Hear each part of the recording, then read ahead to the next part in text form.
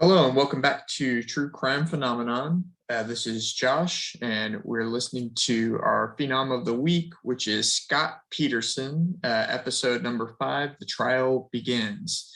Okay, so the trial begins on June 1st, 2004. So it's roughly about a year and a half after Lacey goes missing. And there's been all of this press coverage, 24/7 media, kind of this first iteration of this new media that we're seeing. You know, the instant gratification, kind of the internet age is starting to come to life. So we're going to go over the trial, you know, the basic beginning of the trial and kind of how it went with the prosecution and how the defense was able to take the prosecution witnesses and make them into defense witnesses, because a lot of the information that was put out there was just so sloppy and not well done that Mark Garagos was able to turn that against prosecution, which you'll see as we go. Now, one thing I wanted to talk about was kind of the way that juries function. So the way juries function is they tend to follow gut and emotion rather than facts. Now, there's different beliefs behind this. Could Scott even have gotten a fair trial with all the media coverage, right? So that's kind of one of the things that I'm going to explore a little bit further here. Now, you've got Nancy Grace going on television saying, oh, why would Scott leave his 8-month pregnant wife home alone on Christmas Eve, and so on and so forth, and basically prosecuting him on live TV, not giving him any presumption of innocence whatsoever. And I think that's what disturbs me the most, is that we have a tendency to hang people by media, and people just don't get fair trials. It's unfortunate that it happens that way, but that's the way that it is. Now, they attempted to move the trial far enough away to possibly get a jury pool that wouldn't be tainted. So they moved it to Redwood City. Now, in my humble opinion, that's just not far enough. Being from Northern California myself, I'm about probably a little further away from Redwood City than Modesto. My distance from Modesto than Modesto to Redwood City, a little bit further. But this was just absolutely plastered over all the TV channels, every newspaper. I mean, it's literally all that you heard about. Now, even once they get to Redwood City, 50% of the prospective jurors thought he was guilty based on the coverage and had a presumption of guilt going into the jury. Now, think about that. 1 out of every 2 people automatically, and this is just the people who admit to it, say Scott is guilty before they even get to the trial. Okay, just based on that coverage of the media, Nancy Grace, etc. Right? This is when Nancy Grace really came into her own. This is how she got her own story. And she's doing a lot of her show on Larry King. That's kind of, where she was really prominent. That's how she really got her stance in the community, in the true crime community. So it was hard to find jurors to give Scott a fair trial, which understandably, after all of this mass media coverage. Now, a lot of attorneys will say, a case can be won or lost by the selection of the jury. Okay. Now, there's a couple jurors that stand out to me. There's one, Justin Falconer, who was, they say he's a defense juror, believed the defense. He eventually gets kicked off, which we'll go into a little bit more in detail. And then there was juror number 8. I do not know his name. Honestly, it doesn't even matter to me. But here's this guy who works security, kind of a remedial profession. And I believe he's what is called a stealth juror, or someone that lies to get on a jury. So there are people that will lie to get on a jury in order to either convict or acquit a person. And there was one particular person that was bragging online on the internet in these forums about fooling the lawyers, about how she has no knowledge of the case, and she can be objective, and she's on these forums talking about how she's going to lynch him. She's going to make sure that he's convicted, or at the very least a hung jury. So I do believe that I think there was 3 jurors that were kicked off, and I believe juror number 8 was a stealth juror. I mean, just the way that, which you'll see once we get it more into Justin Falconer's situation. That's definitely something that I think is pervasive in this jury. Okay, so stealth jurors, got to keep a close watch on that. Now, they did catch people sneaking on the jury or trying to sneak on the jury. Like I said, there was that woman that was bragging about it on the internet. Now, finally, they get to a place where they have to select 12 jurors and 6 alternates. 12 jurors, 6 alternates. Now, think about it. At that time, with all the media coverage, how likely is it you're going to find 18 people that are just completely unbiased and willing to give a fair trial? I think, at least in my opinion, with the number of jurors that were kicked off, just in that fact alone deserves and merits a retrial. I mean, that is just bizarre, especially the fact that the jury wasn't sequestered. So they did the calculations and how long the jury trial was going to be, 8 months, 9 months or so.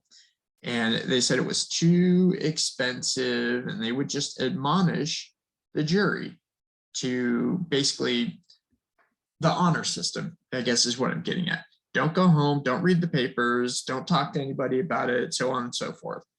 And, it's really hard to guard against the public outrage. There was extreme public outrage. I even know, in my own personal opinion, I was like, what is going on with this guy? He's clearly guilty. Why are they letting him go? I don't understand what's going on. Why are they letting this go out so long? And it's because they didn't have any evidence.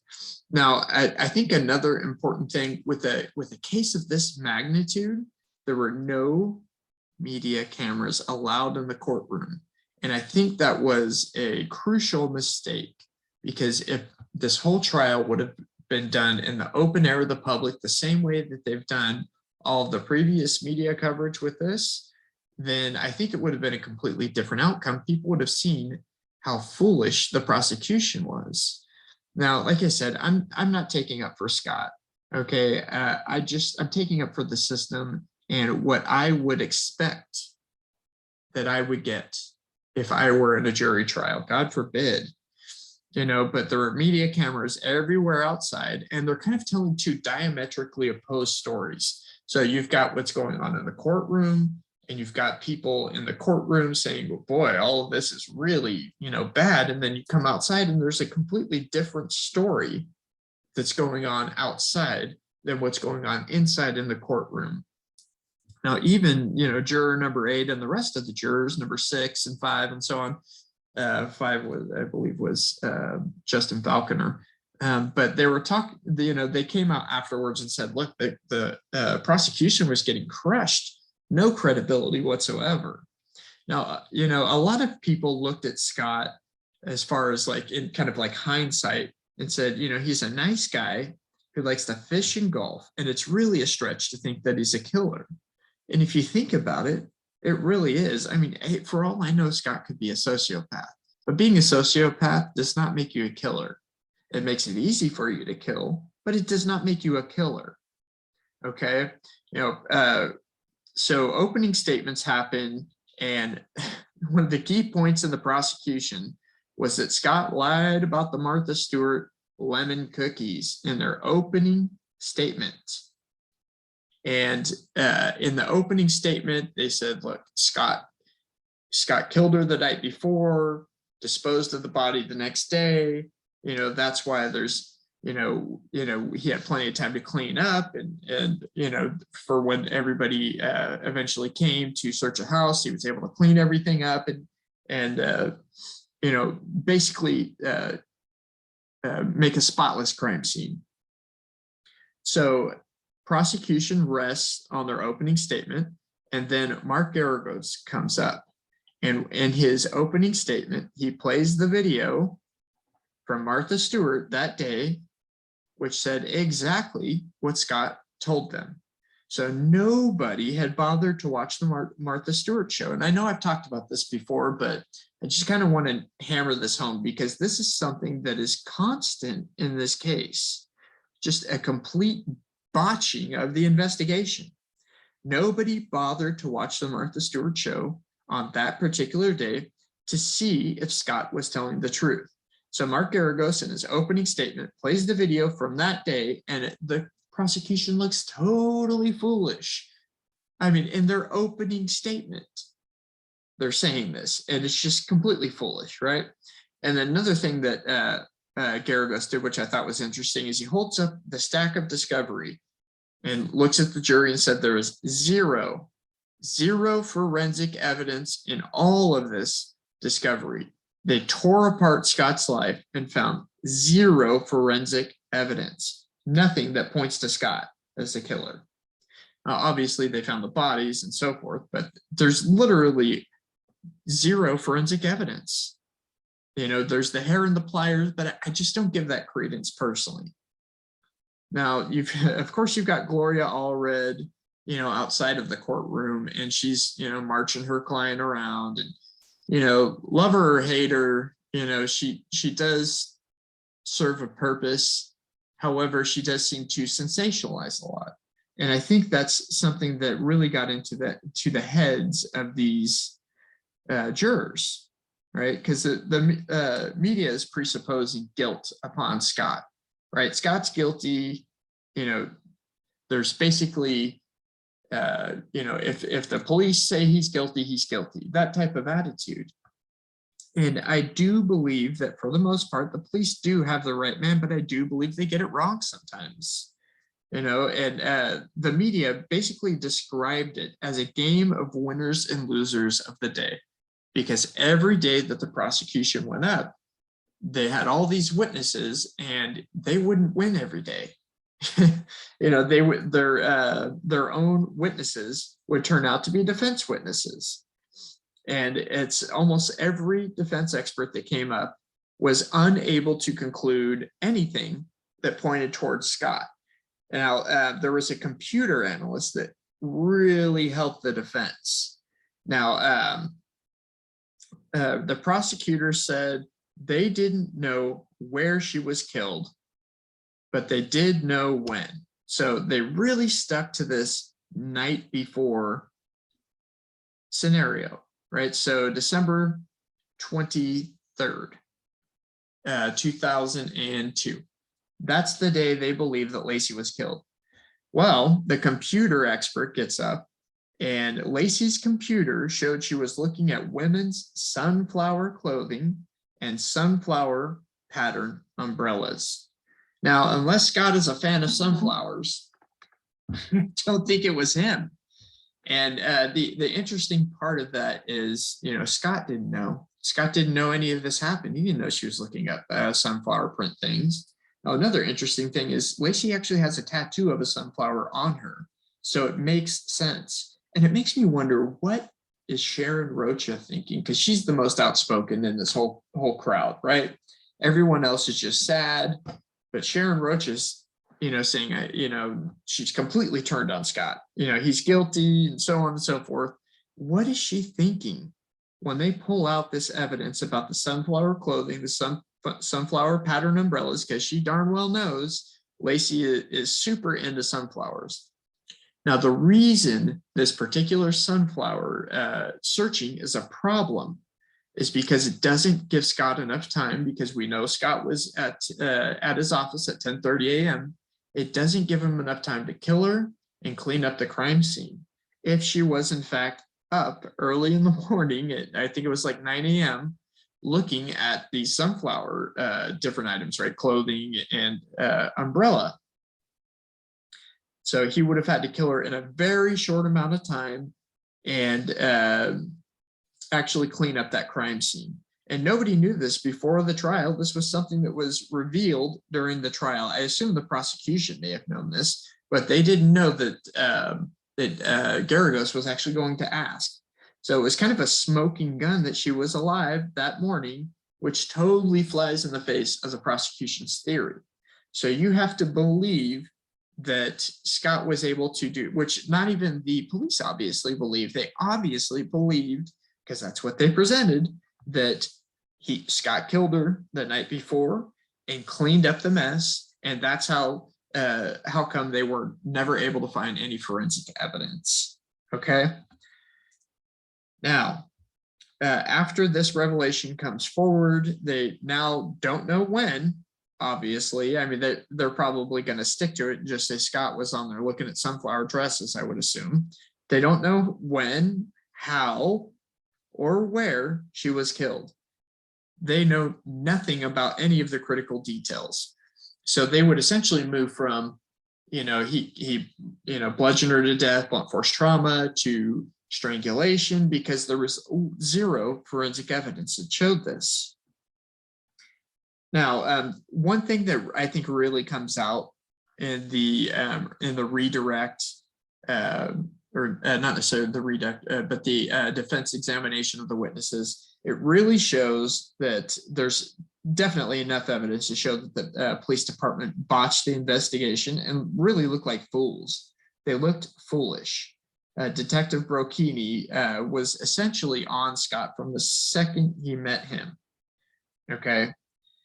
And at this time, there's different people that are creating these online forums, and you've got 50 public seats, and about half of those public seats are a lottery for media, as well as other people, bloggers and writers and different people that are coming to the courthouse to watch the proceedings.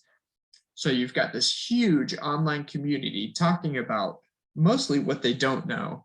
And they had one particular blogger that was there, that was in these forums, that was on site and in the trial nearly every single day.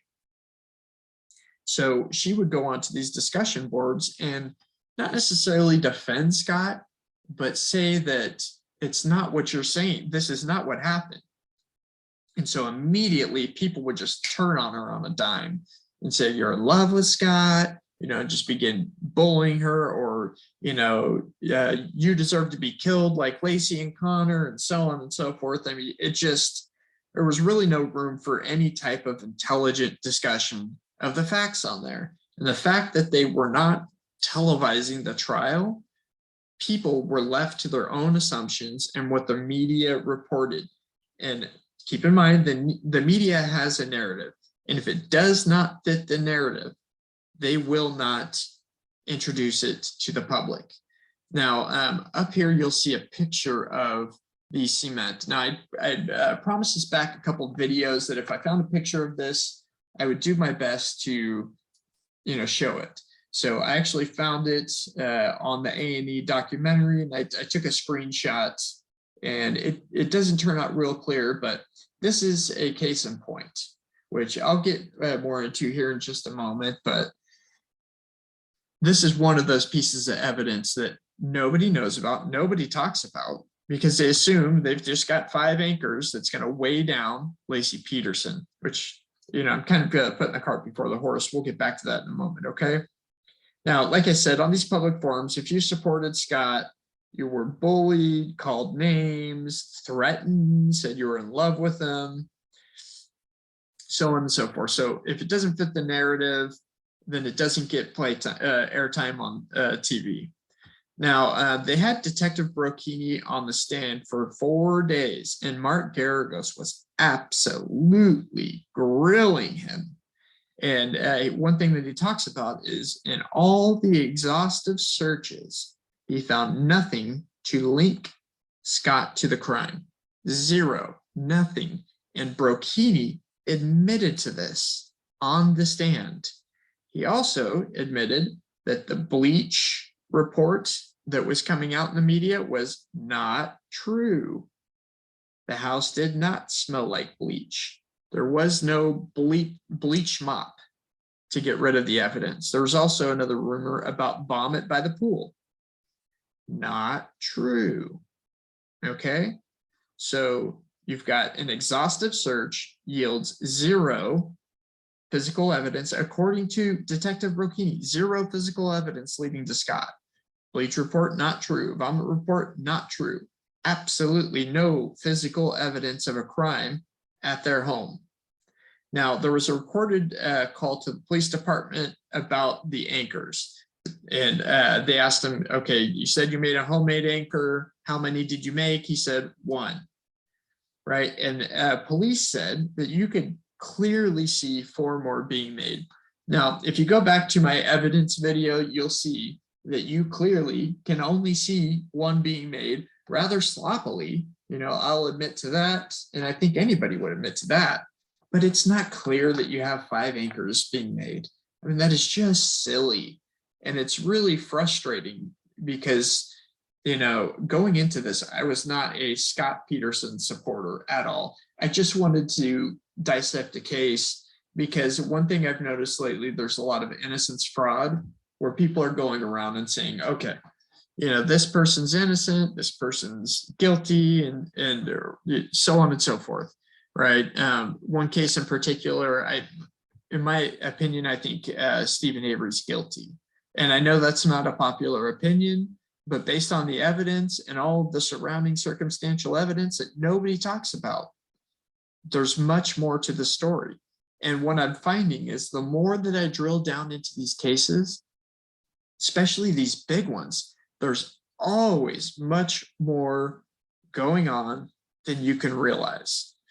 Now, and like, for example, in the Stephen Avery case, my opinion is, obviously that he's guilty, but for the defense strategy to be true, there would have to be so many people involved in covering up this planting of evidence. And so many people would have to plant evidence that I just don't think it's likely. It's so unlikely, Occam's razor. The simplest solution is usually the correct one. And the simplest solution is he did it. And I know that's not a popular opinion, but that's just what I believe. And I'll be doing a deep dive into the Avery case as well. So that's going to be another one of my cases that I'm doing because I'm actually reading the transcript right now. And the transcript is so big, the trial transcript, because there's a lot that comes out in the trial transcript that nobody talks about. And it's 5,507 pages that I have to read of the entire transcript, annotate, and so on. And I'm going to do a detailed deep dive into that and go over exactly what I find that is important for you to know. So that's another case, and that's why I have strong opinions about this case as well.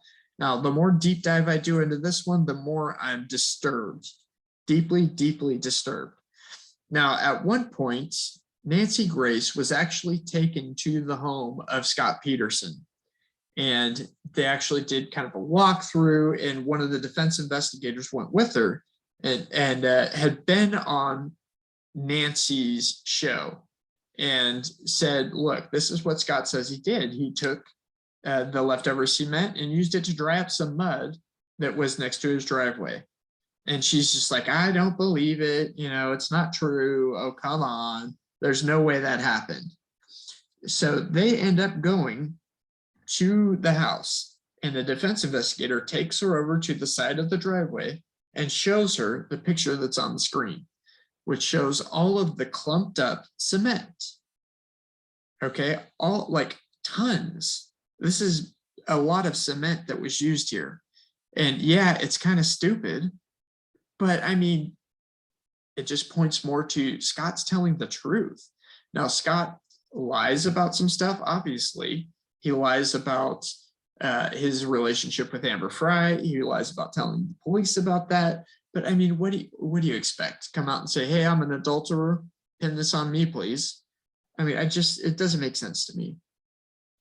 Now, Nancy Grace, after seeing this dried up cement, never goes back on TV and says, you know what, I was wrong. I actually went to Scott's house and I saw this. It doesn't fit Nancy's narrative.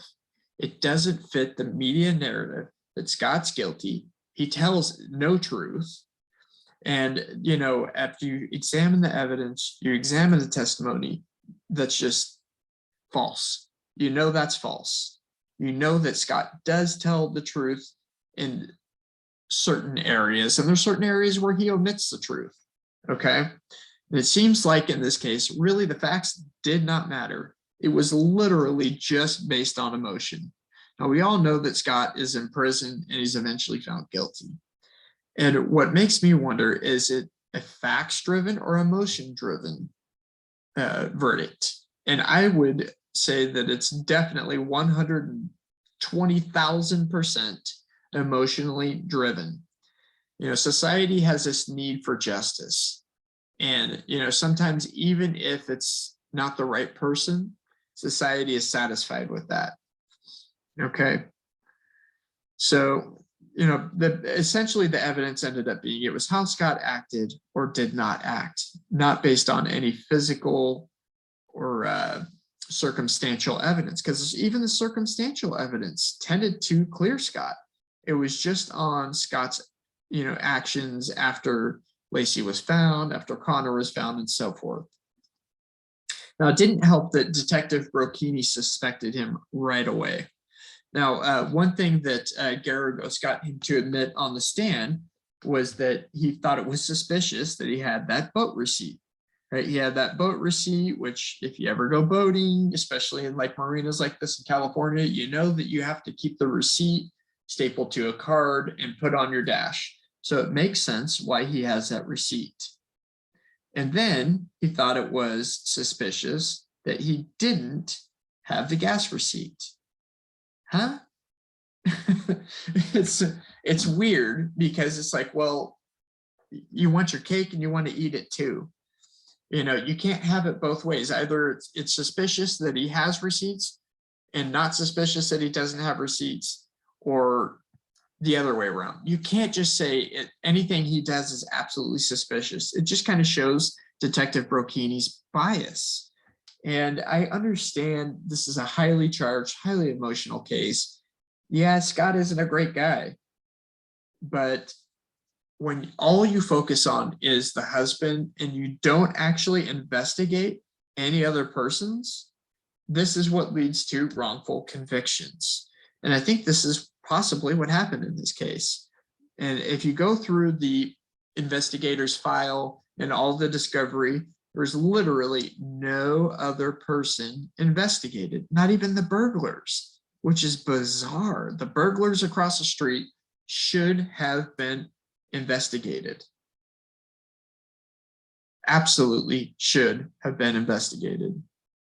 Now, the cross-examination also showed that Lacey did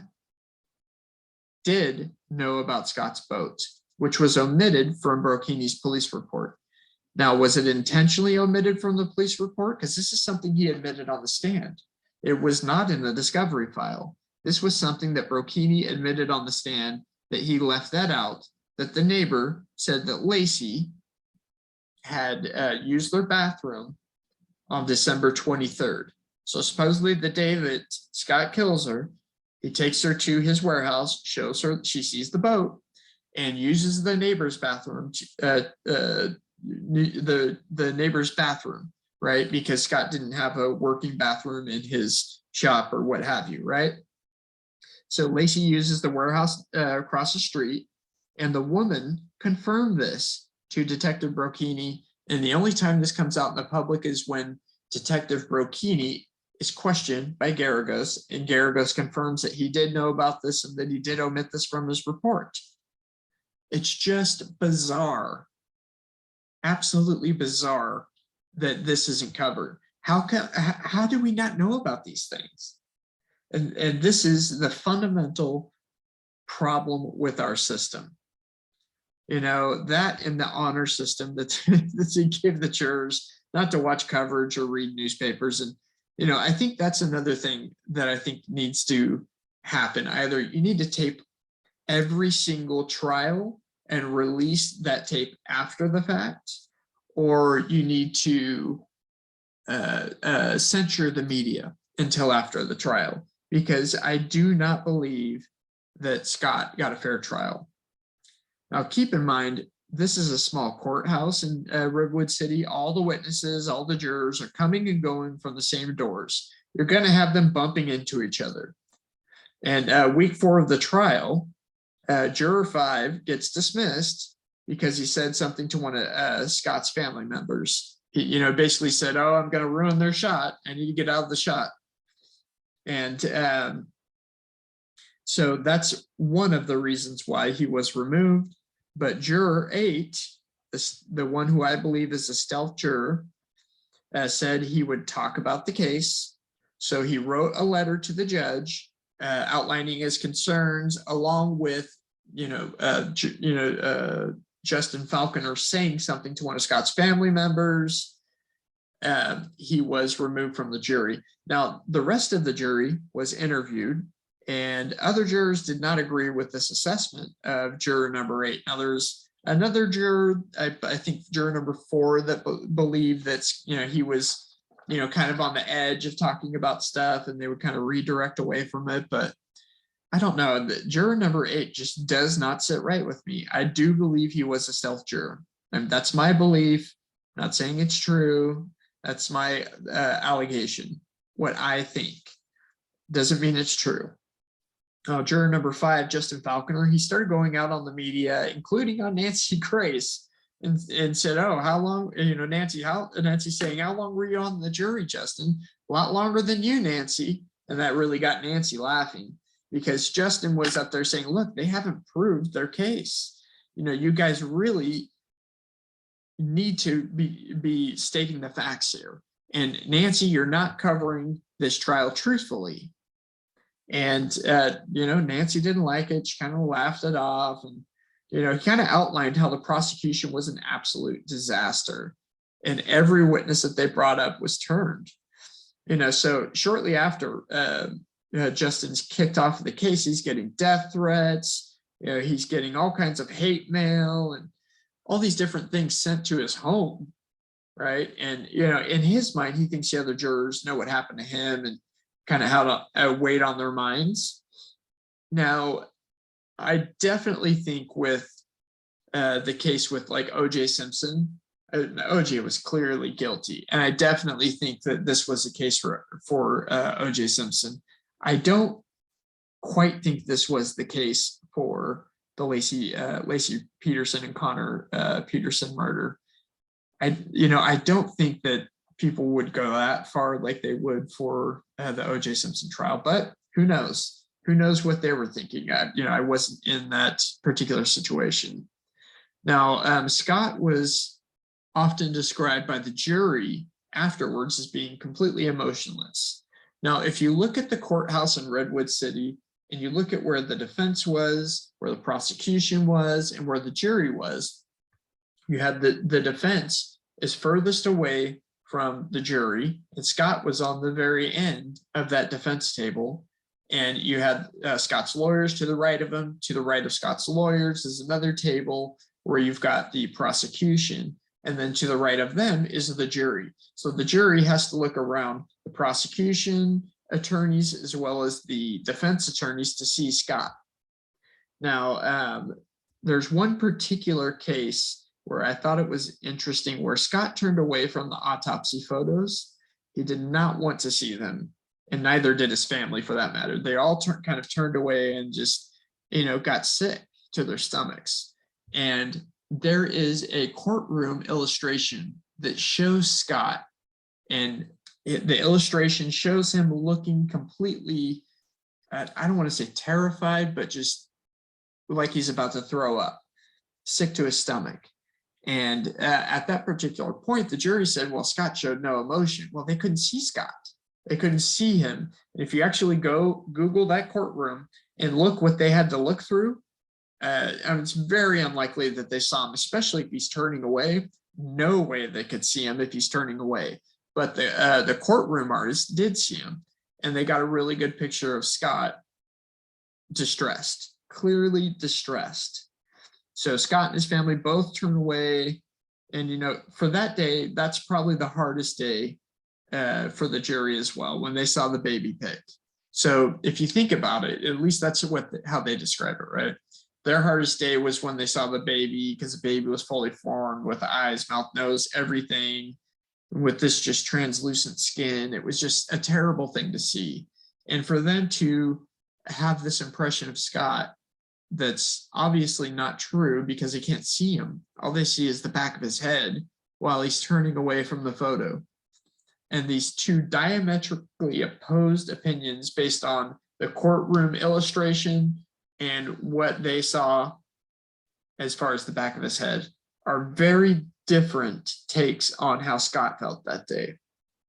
And this was a point of contention for the jury. This is one of those evidences that said this guy's cold-blooded. He doesn't care about his family. We're going to convict him.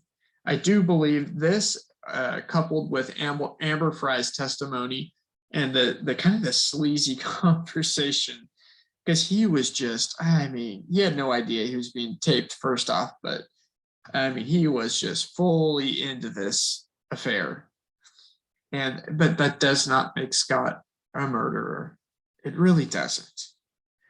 And I feel weird, really weird defending Scott Peterson. But like I said, I'm defending our system. And if Scott Peterson doesn't get a fair trial, neither do I, and neither do you. You know, I guess the point I'm making is the emotion was not well reported in this particular case.